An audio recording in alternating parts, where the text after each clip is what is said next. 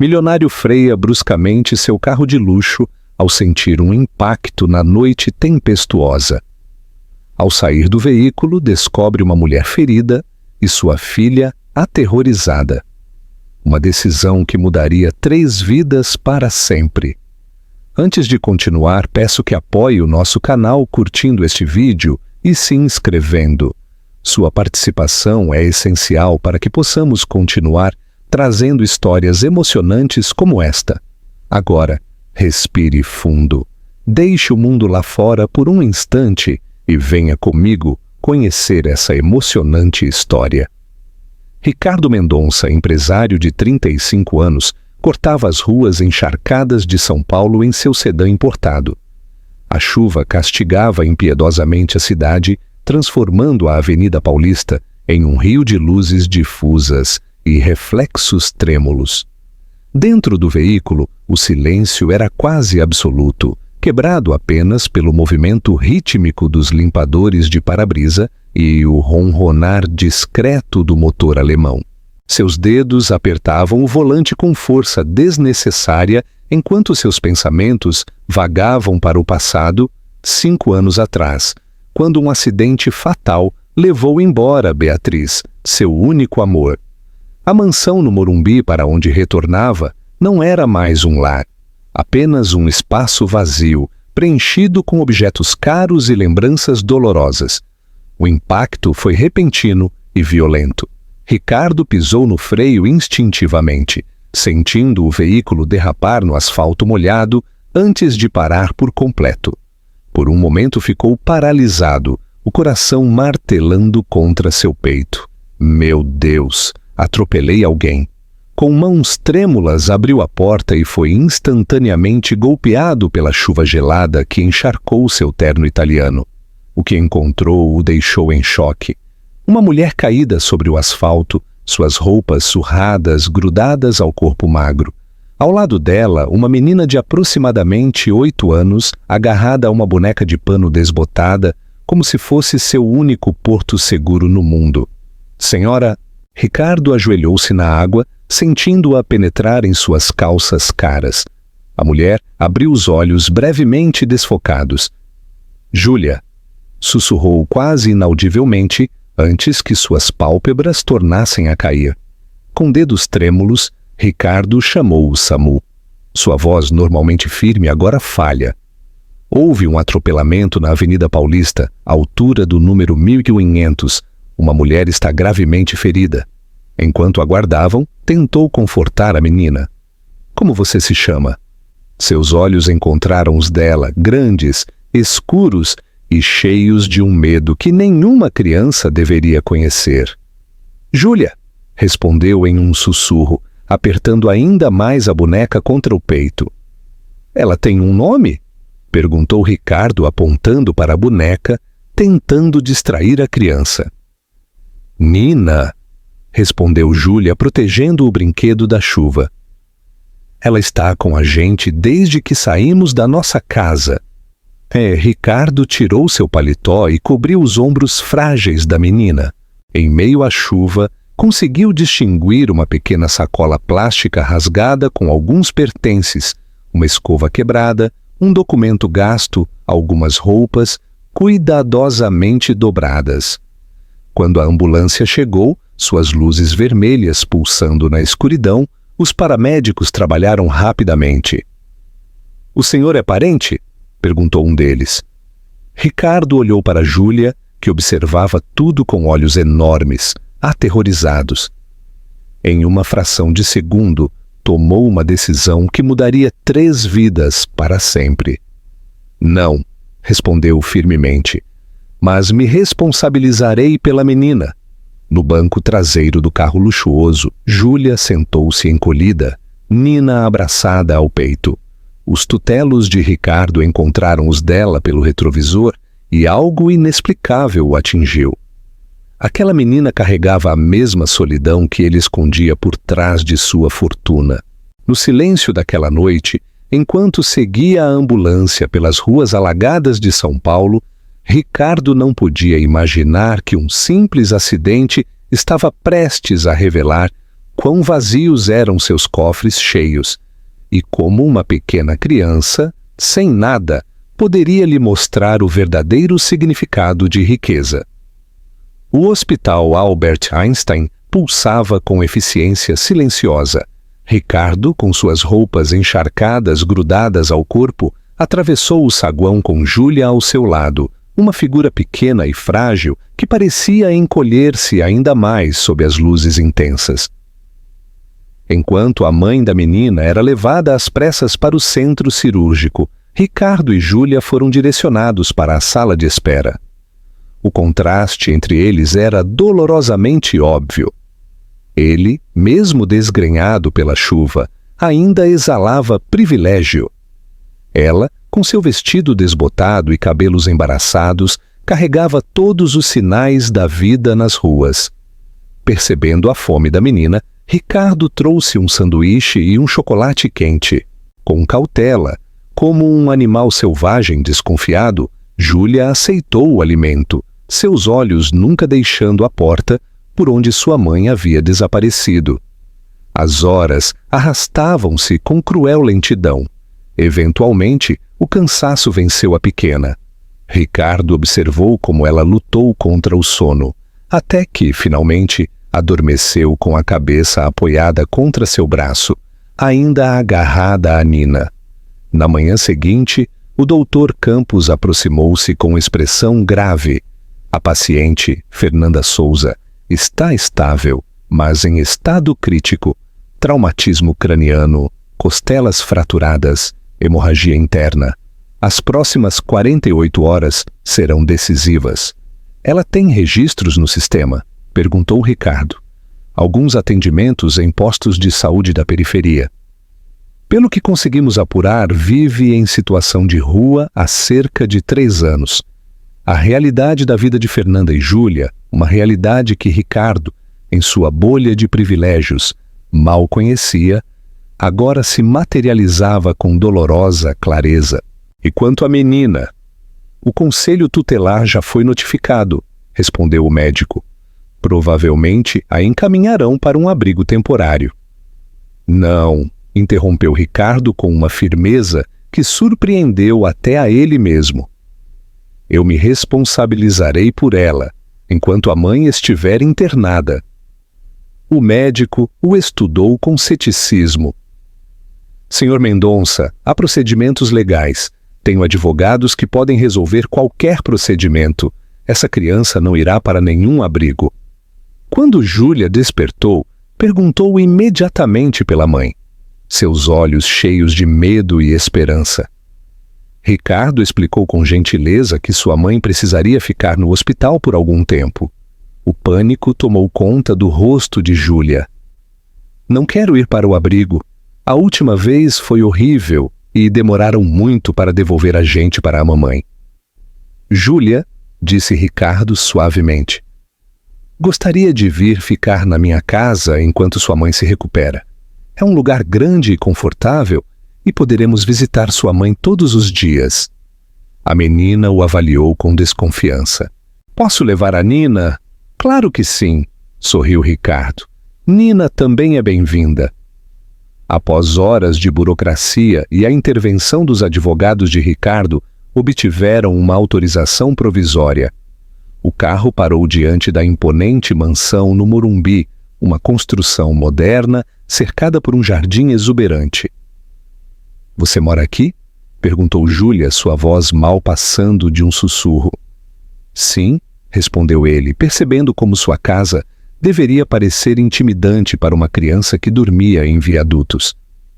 Quando entraram no imenso hall de entrada, com seu piso de mármore e obras de arte contemporâneas, Júlia encolheu-se instintivamente. O contraste era brutal. Seus chinelos gastos sobre o mármore, impecável. Nina contra o fundo de quadros que valiam milhões. Na cozinha gourmet raramente utilizada, Ricardo enfrentou o desafio de preparar um café da manhã. Você gosta de ovo mexido? Perguntou, olhando perdido para a geladeira abastecida. Mamãe faz com queijo quando conseguimos um fogareiro, explicou Júlia timidamente. A simples frase atingiu Ricardo com a força de uma revelação. Para ele, uma cozinha completa era algo garantido. Para Júlia, um simples fogareiro era um luxo ocasional. Dona Zélia, a governanta que administrava a mansão há décadas, parou chocada na entrada da cozinha, seu olhar alternando entre seu patrão, o sempre impecável empresário que agora tinha clara de ovo na manga de sua camisa, e a pequena desconhecida, sentada no banquinho. Senhor Ricardo Zélia, esta é Júlia, apresentou ele com naturalidade. Ela ficará conosco por um tempo. Por favor, prepare o quarto azul. Após o café da manhã e um banho quente, provavelmente o primeiro em semanas, Ricardo levou Júlia para seu novo quarto, uma suíte espaçosa decorada em tons suaves. A cama king size parecia um oceano para alguém tão pequeno. Tudo isso é para mim? Perguntou sua voz quase inaudível. Sim, confirmou Ricardo. Júlia subiu hesitante na cama, afundando no colchão macio. Com cuidado, colocou Nina sobre o travesseiro. Nina nunca dormiu numa cama assim, comentou seriamente.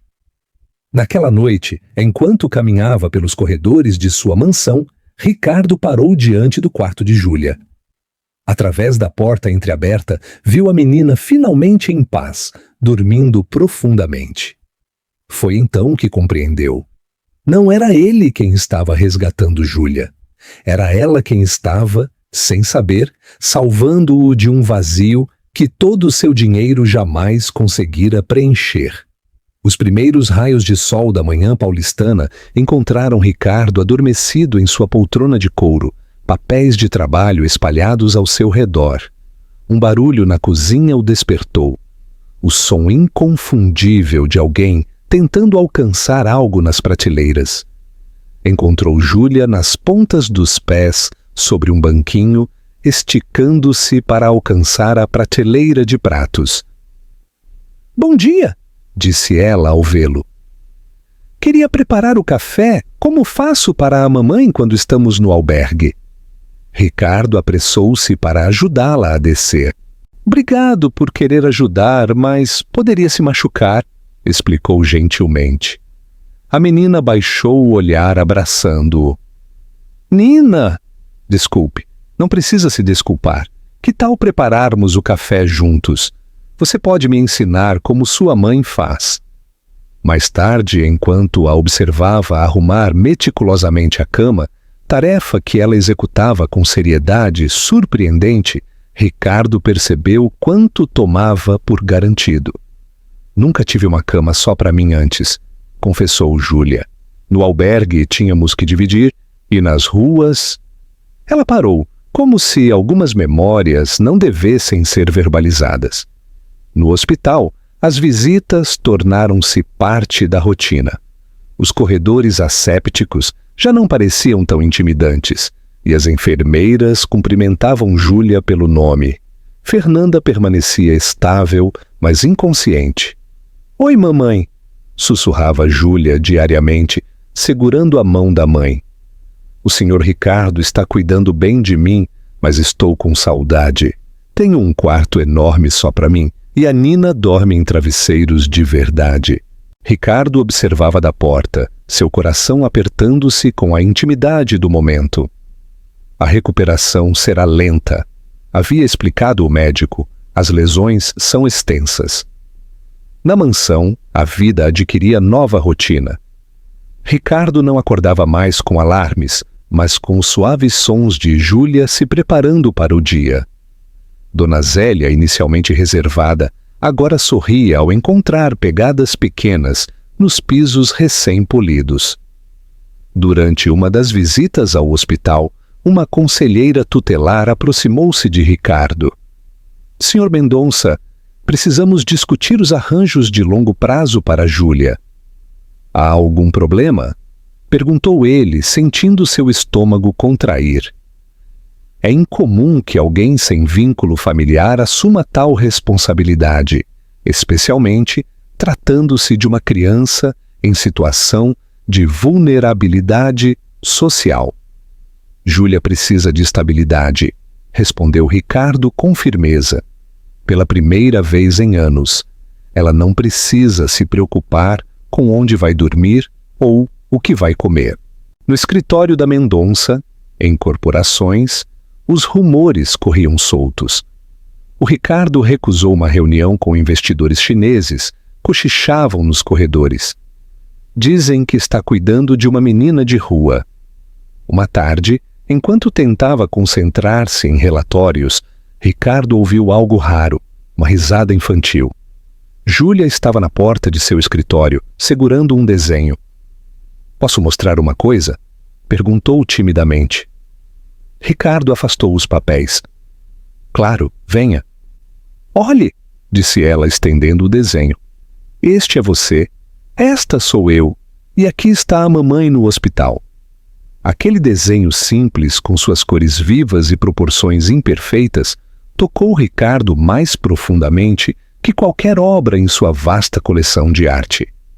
Naquela noite, enquanto colocava Júlia para dormir, ela o surpreendeu com uma pergunta. "Acha que a mamãe vai acordar logo?"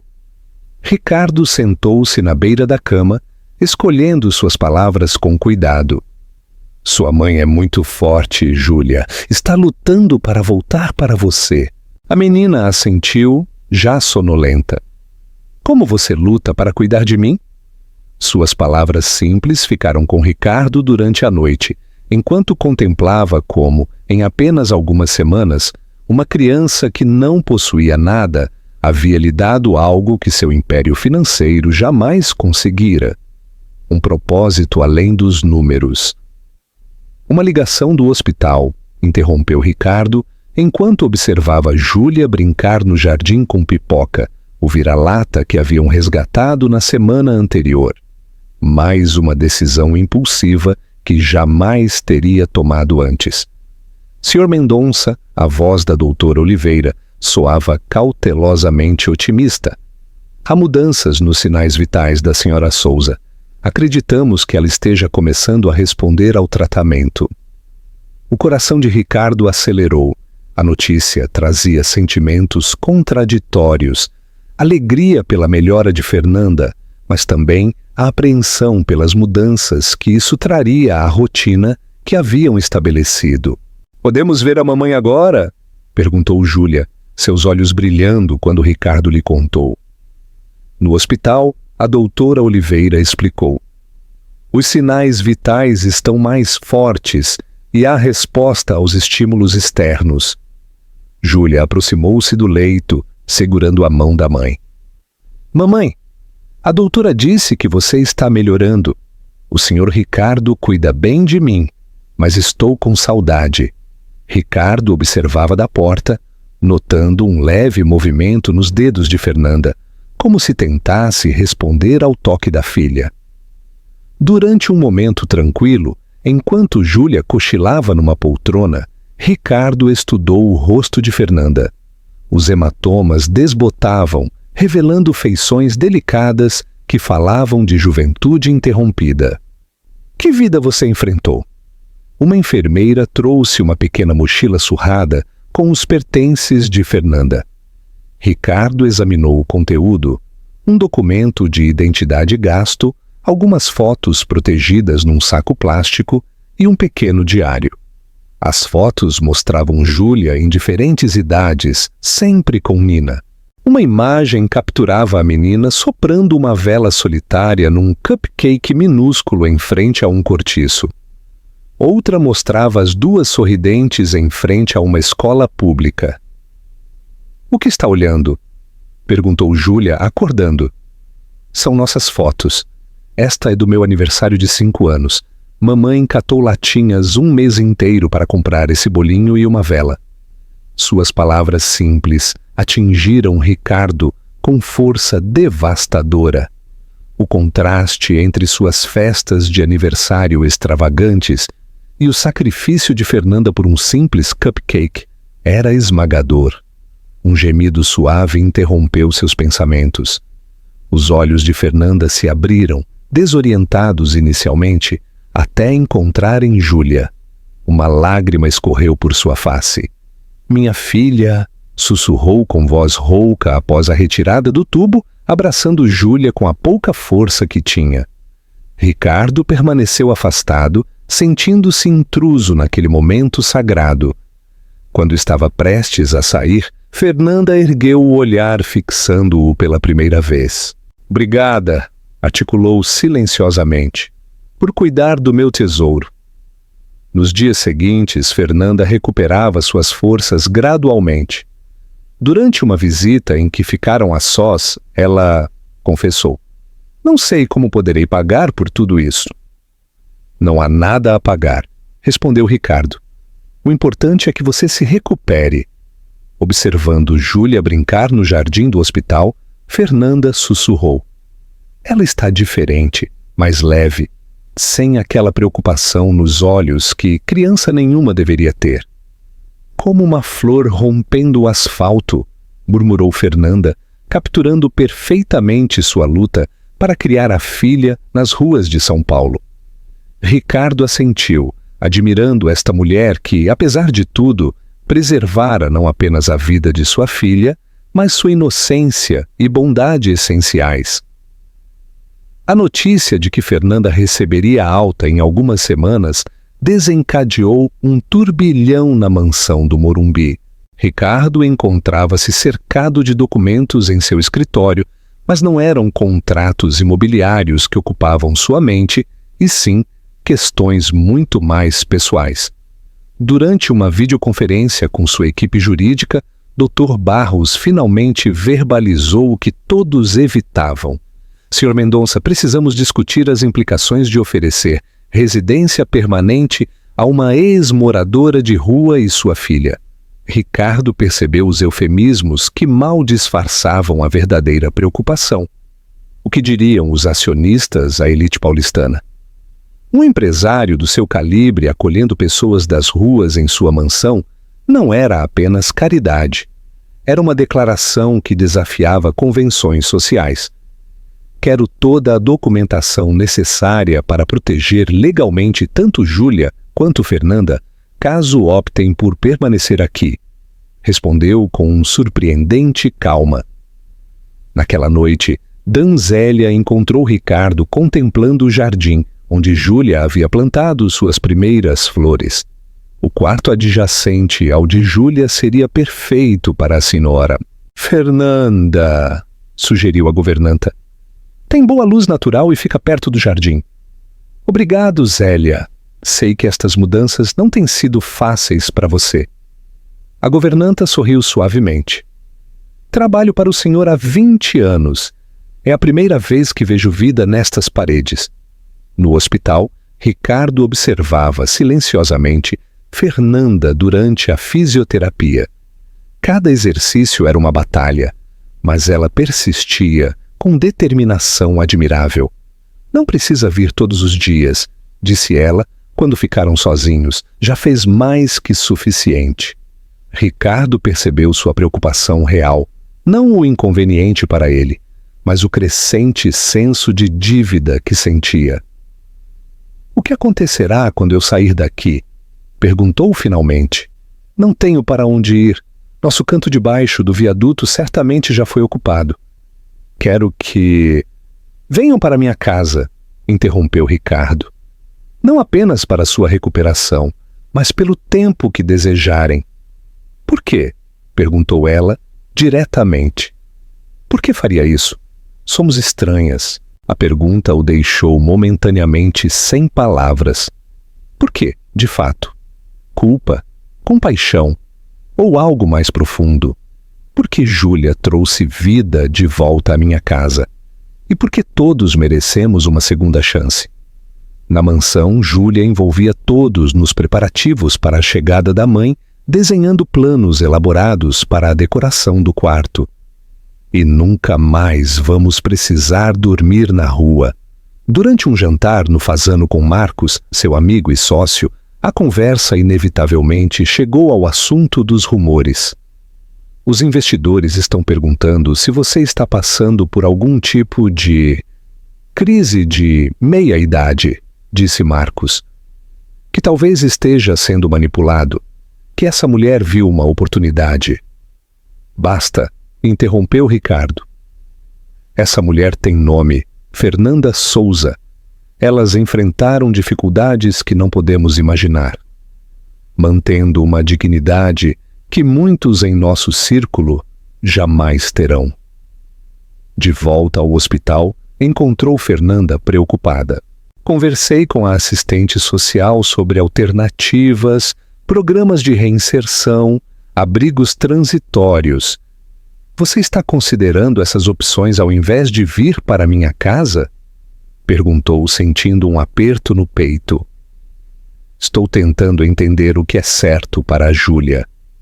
Ela está tão feliz com você. Mas o que pensarão? Uma mulher das ruas na mansão do empresário que a atropelou? Parece o início de uma história sórdida. Deixe que falem, respondeu ele com surpreendente convicção. O que os outros pensam não define quem somos, Fernanda. Só nossas ações. A data da alta aproximava-se. Na tarde anterior, Ricardo recebeu uma ligação de Marcos. O conselho está se reunindo amanhã. Há uma moção para discutir sua liderança. Alguns acionistas questionam seu compromisso com a empresa. Observando Júlia brincar no jardim com pipoca, Ricardo respondeu com uma clareza que não sentia há anos. Se o conselho não pode aceitar que tem uma vida além da empresa, talvez seja a hora de discutirmos uma reestruturação mais profunda. Desligando, sentiu uma estranha leveza. A decisão que atormentara seu coração finalmente se tornara cristalina. Sua vida mudara irrevogavelmente desde aquela noite chuvosa e não havia como voltar. Nem ele queria. O dia da alta de Fernanda amanheceu excepcionalmente claro. O céu de São Paulo, livre da habitual poluição, como se a própria natureza celebrasse este novo começo. Ricardo havia verificado pessoalmente cada detalhe na mansão. O quarto está pronto, informou Dona Zélia, seu tom formal não escondendo a expectativa nos olhos. Coloquei flores frescas e aqueles livros que o senhor mencionou. No hospital, a doutora Oliveira forneceu as últimas instruções. Nada de esforços excessivos.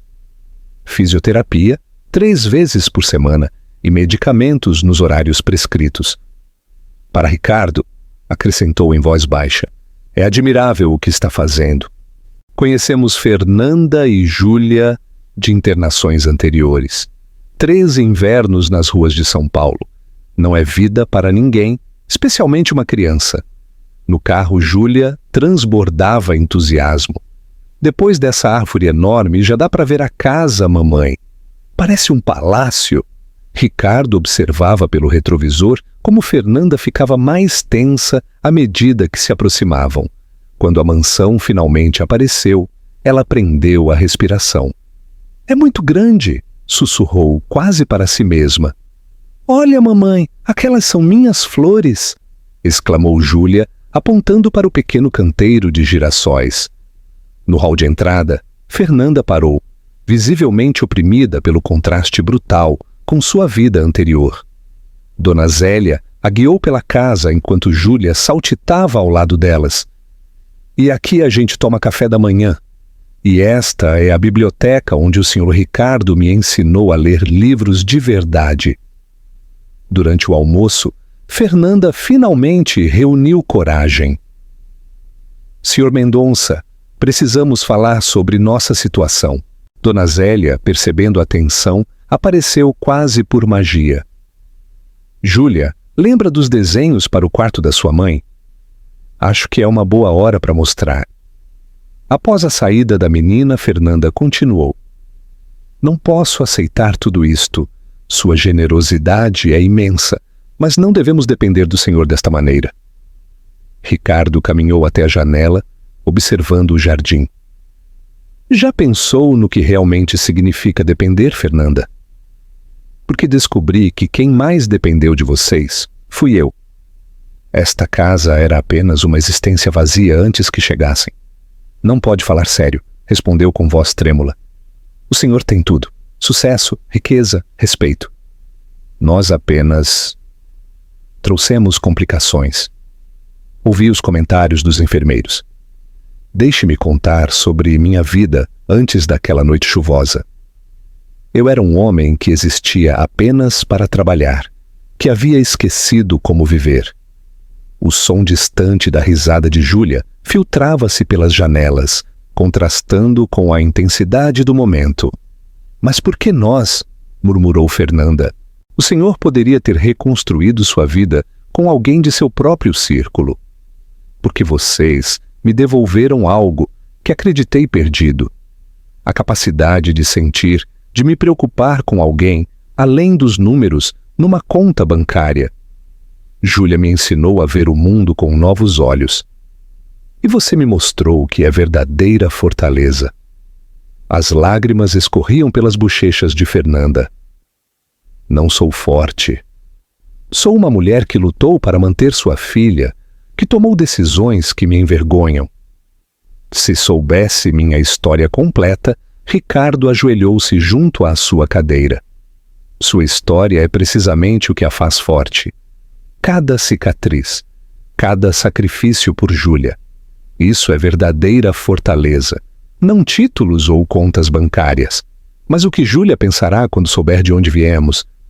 Verá uma mulher que nunca se rendeu. Uma mãe que priorizou a felicidade da filha acima de tudo. Nesse momento, Júlia entrou correndo e parou ao ver sua mãe chorando e Ricardo ajoelhado. Mamãe? Perguntou preocupada. Fernanda a abraçou forte. Às vezes as lágrimas não são de tristeza. Às vezes nosso coração está tão cheio que transborda. O senhor Ricardo nos quer muito, não é? E nós também queremos ele, disse Júlia com sabedoria infantil. A simplicidade dessa declaração atingiu ambos com a força da verdade. Para um coração infantil, tudo era tão claro. Fernanda, disse Ricardo suavemente, não peço que decida agora. Só que nos dê uma oportunidade, a de todos nós. Os dias seguintes trouxeram uma nova dinâmica à mansão. A tensão inicial transformou-se em calma, cautelosa, como após uma tempestade que limpa o ar. Embora Fernanda não tivesse dado resposta definitiva, sua decisão de permanecer temporariamente, como insistia, falava mais que qualquer declaração formal. A mansão, antes monumento à solidão elegante, ganhava alma. As risadas de Júlia ecoavam pelos corredores e até os funcionários mais reservados sorriam ao ouvir suas histórias animadas. Fernanda começava a mover-se pela casa com mais confiança. Suas sessões de fisioterapia ocorriam no jardim, onde o jardineiro criara um espaço especial com bancos estrategicamente posicionados para seus momentos de descanso. Uma manhã, enquanto trabalhava em seu escritório, Ricardo ouviu algo incomum, risadas mescladas ao aroma de algo doce sendo assado. Seguindo os sons e cheiros, encontrou Fernanda e Júlia na cozinha preparando bolinhos de chuva com Dona Zélia. Farinha cobria o impecável balcão de mármore, enquanto o aroma de canela transformava a cozinha gourmet num espaço vivo. Ricardo deteve-se na porta, absorvendo a cena que expandia seu coração inexplicavelmente. «Senhor Ricardo!» exclamou Júlia, rosto manchado de farinha. «Estamos fazendo os bolinhos que a mamãe fazia quando a gente tinha um fogareiro. No albergue da Dona Conceição, podíamos usar a cozinha nas quartas-feiras. Fernanda levantou o olhar, bochechas coradas, tentando manter dignidade, apesar da bagunça culinária. Era uma das poucas alegrias que tínhamos sem um lar próprio. Espero que não se importe com a liberdade. Ricardo sorriu genuinamente, expressão rara, nas salas de reuniões onde mantinha uma máscara de seriedade profissional. Esta é sua casa também, respondeu surpreendendo-se com a naturalidade das palavras. Além disso, há muito tempo esta cozinha precisava de mais que pratos sofisticados e jantares de negócios. Uma casa precisa de risadas e cheirinho de canela para se tornar um lar, comentou Dona Zélia, surpreendendo a todos com sua sabedoria. As tardes adquiriram nova rotina. Ricardo terminava o trabalho mais cedo, inventando desculpas para deixar reuniões, ansioso para participar das atividades com Fernanda e Júlia, lendo no jardim, pintando aquarelas, jogando jogos de tabuleiro. Atividades simples que antes consideraria triviais, agora preenchiam seu coração com satisfação que nenhum contrato milionário proporcionara. Você mudou, observou Marcos durante uma reunião. Há algo diferente em você. Ricardo apenas sorriu. Como explicar o calor no peito quando Júlia corria para recebê-lo na porteira? Ou como seu coração acelerava quando Fernanda o olhava, com aqueles olhos que pareciam ver além de sua fachada de sucesso. Uma noite, ajudando Fernanda com exercícios no jardim, suas mãos se tocaram acidentalmente. O contato, embora breve, enviou uma corrente elétrica pelo corpo de Ricardo. Fernanda também sentiu. Ele percebeu pela respiração contida, pelo rubor sob a luz suave das luminárias. Por um momento permaneceram imóveis, temendo quebrar o encanto. Às vezes me pergunto, sussurrou Fernanda, se tudo isto é real. Se um dia acordarei embaixo do viaduto do Glicério e descobrirei que foi apenas um sonho bonito demais. Ricardo tomou sua mão deliberadamente. É real, respondeu com firmeza.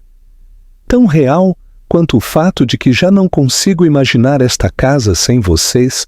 A confissão escapou antes que pudesse analisá-la ou editá-la, algo raro para um homem acostumado a pesar cada palavra em negociações, e pela primeira vez em muito tempo não sentiu necessidade de explicar seus sentimentos. Eles simplesmente eram tão verdadeiros quanto o olhar de gratidão que Fernanda lhe dirigiu sob o céu estrelado. Os sentimentos que Ricardo contivera por tanto tempo começaram a transbordar como um rio que rompe suas barreiras. Durante os jantares familiares, seus olhos encontravam os de Fernanda com frequência crescente, trocando olhares que diziam mais que 1000 palavras.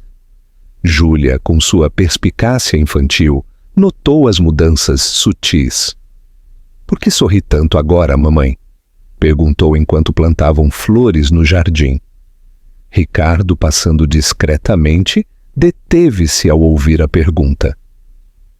É que estou feliz, pequena, respondeu Fernanda, acariciando o cabelo da filha. Mais feliz do que tenho sido em muito tempo. A sinceridade em sua voz fez o coração de Ricardo acelerar, como nenhuma negociação de alto risco jamais conseguira. Após Júlia adormecer, Fernanda e Ricardo passavam horas conversando na varanda. Descobriram uma conexão que transcendia suas origens diferentes, uma compreensão mútua nascida do contraste de suas experiências. Eu era professora de educação infantil, revelou Fernanda uma noite, surpreendendo-o. Quando conheci o pai de Júlia, achava que tinha encontrado meu príncipe encantado. Depois que engravidei, descobri seu vício em drogas. Desapareceu levando nossas economias. Fiquei com uma pneumonia grave que me deixou internada por semanas. Perdi o emprego, não consegui pagar o aluguel e, antes que percebesse, estavam nas ruas, completou Ricardo, suavemente. O mais difícil não era a fome ou o frio, mas o olhar de nojo das pessoas, como se fôssemos menos gente por não termos um endereço. Durante uma conversa, antes de dormir, Júlia pegou Ricardo desprevenido. Você gosta da minha mãe como namorado? A pergunta o deixou momentaneamente sem palavras. Sua mãe é uma mulher extraordinária, Júlia. Tenho um enorme respeito por ela. Isso não foi o que perguntei. Observou ela com lógica impecável. Ricardo riu suavemente. Você está certa. E sim, Acho que gosto dela desse jeito. Mas adultos às vezes demoram para entender seus próprios corações. Crianças são mais espertas nisso, concordou Júlia. Nina e eu percebemos há semanas. Esta conversa ficou na mente de Ricardo nos dias seguintes, levando-o a uma decisão que, uma vez tomada, parecia inevitável. Em uma tarde dourada de inverno paulistano, levou Fernanda a um pequeno restaurante discreto no Jardim Paulista.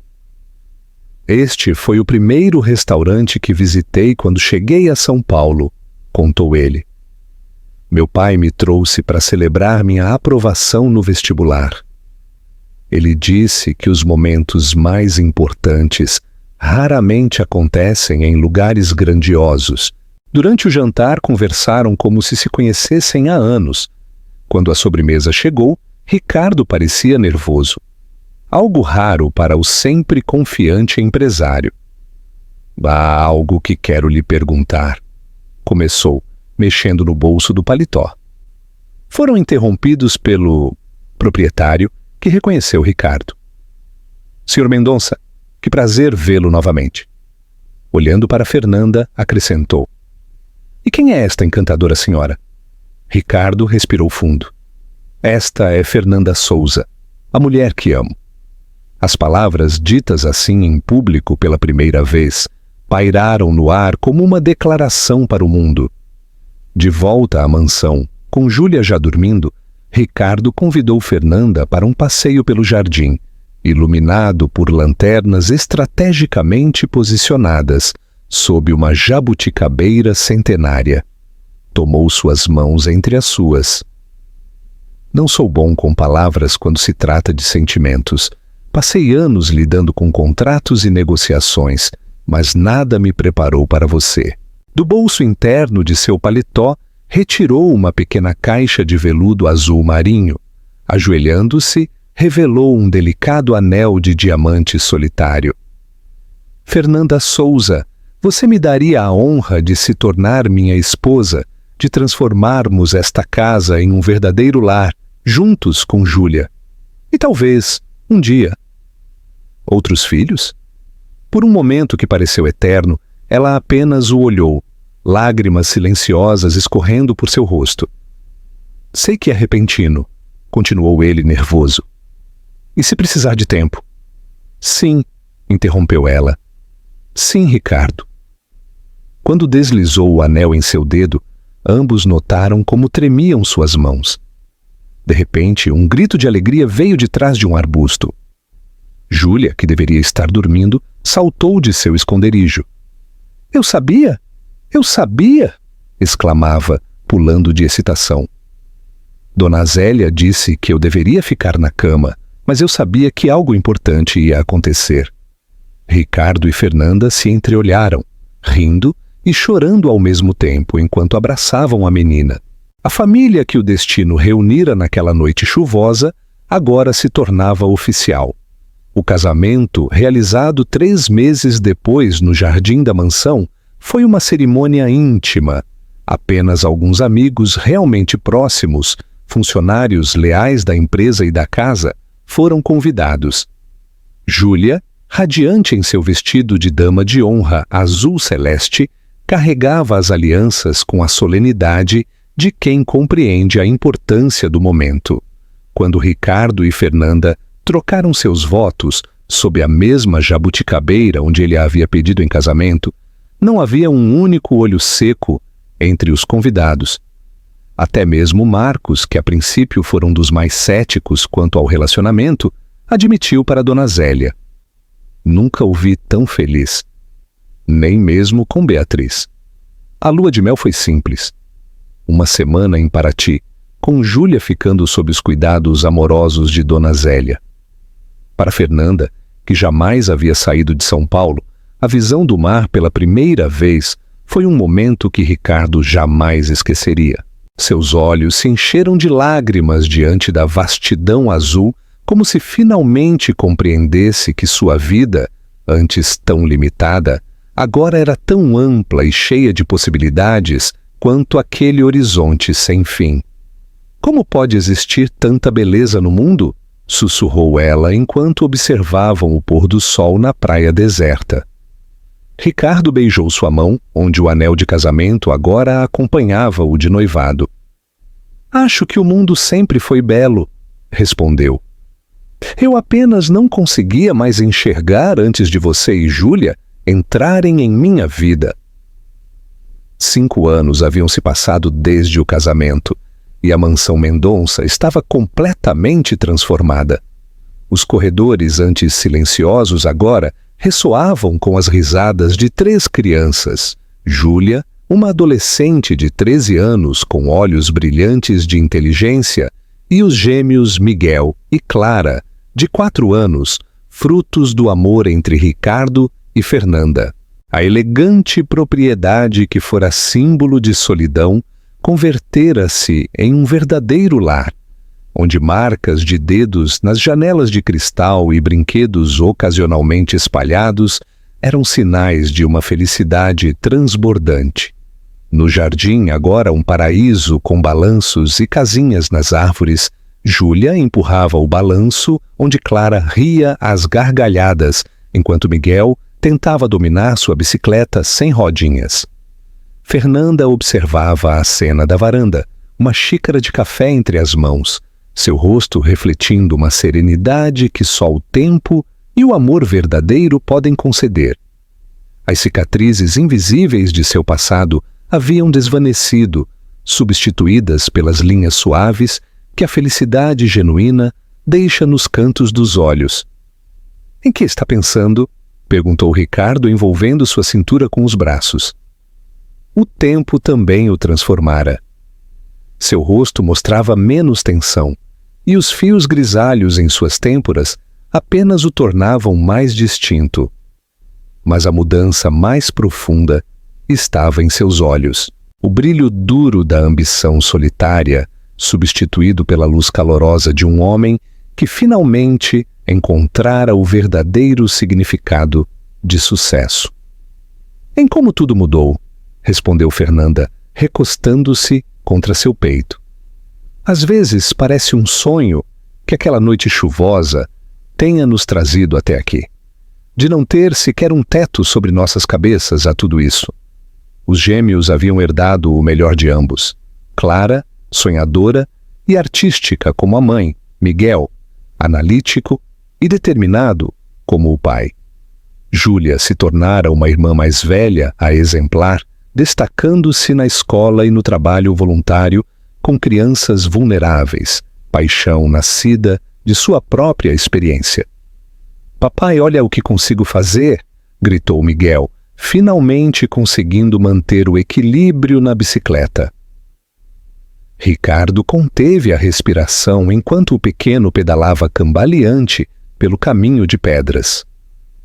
Fernanda apertou sua mão, compartilhando aquela mistura de orgulho e apreensão que só os pais compreendem.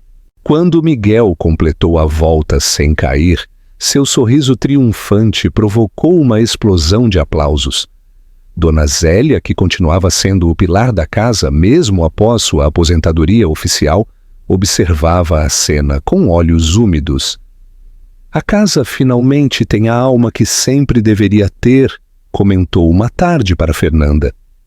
A senhora Beatriz estaria feliz em ver tanto amor aqui. Os jantares familiares haviam se tornado reuniões animadas, onde cada um compartilhava as aventuras do dia. Clara falava sobre balé, Miguel descrevia detalhadamente suas descobertas no jardim e Júlia compartilhava sua ambição de tornar-se médica, inspirada pelos profissionais que haviam salvado sua mãe. Ricardo e Fernanda trocavam olhares cúmplices, seu amor amadurecendo como um bom vinho, mais profundo e rico a cada dia compartilhado. Lembra quando nos conhecemos? Perguntou Júlia uma noite, folheando um álbum de fotografias. Eu estava tão assustada, nunca imaginei que nossa vida mudaria tanto. Ricardo sorriu recordando a pequena menina com sua boneca de pano, agora uma relíquia preciosa em seu quarto. E olhe para nós agora, respondeu ele. Às vezes, os momentos mais difíceis nos levam aos lugares mais belos. A Mendonça em Corporações também havia evoluído. Inspirado pela história de Fernanda, Ricardo criara o Instituto Novo Horizonte, que já havia ajudado mais de 500 famílias em situação de vulnerabilidade a reconstruir suas vidas. O programa Recomeço, carro-chefe do Instituto, oferecia moradia transitória, capacitação profissional e acompanhamento psicológico para famílias em situação de rua. "Sabe o quê?" sussurrou Fernanda, entrelaçando seus dedos com os de Ricardo. "Aquela noite sob a chuva, quando pensei que tudo estava perdido, era o universo nos preparando para isto." Ricardo assentiu. Às vezes, os finais que parecem mais dolorosos são apenas o início dos começos mais belos. A história da família Mendonça continuava a ser escrita, não com um ponto final, mas com reticências cheias de promessas. Em seu núcleo havia uma verdade simples e poderosa. O amor verdadeiro frequentemente nasce nos momentos mais inesperados, e a riqueza mais valiosa não pode ser depositada em banco algum. De qual parte desta história você mais gostou? E será que um encontro inesperado já transformou a sua vida? Compartilhe sua experiência abaixo. Se essa história te emocionou, clique em gostei e se inscreva para mais vídeos como esse. E me conta, de onde você está assistindo esse vídeo? Eu amo saber até onde nossas histórias chegam. Temos muitas outras histórias emocionantes esperando por você. Clique nos vídeos recomendados na tela e continue essa jornada com a gente. Muito obrigado por fazer parte dessa comunidade. Que Deus abençoe você e sua família. Até o próximo vídeo.